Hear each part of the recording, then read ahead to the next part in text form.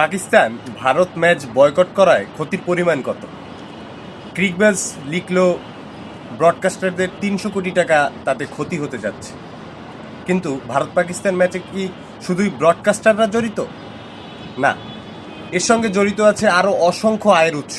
Ticket বলেন, legal betting বলেন, sponsorship বলেন, এই সব যদি যোগ করি, এনডিটিভি বলেছে ৪৫,০০০ কোটি রুপি।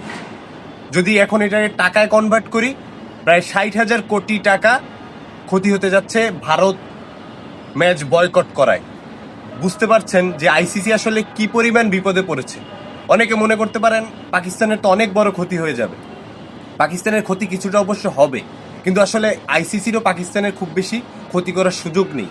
কারণ এই ম্যাচটি বড় টুর্নামেন্টের জন্য অবশ্যই দরকার। এই পাকিস্তান ছাড়া ভারত পাকিস্তান ম্যাচ তো জমবে না। পাকিস্তানের রিপ্লেসমেন্ট হিসেবে অন্য কাউকে তো বসিয়ে দেওয়া যাবে না। এখন উগান্ডা হয়তো পাকিস্তানের জায়গায় খেলবে, কিন্তু ওই ইম্প্যাক্ট তো দূরের কথা, কিছুই তো আসলে হবে না। সো পাকিস্তান সব বুঝে শুনেই খেলায় নেমেছে। এখন দেখা যাক এই খেলাটা কত দূরে যায়।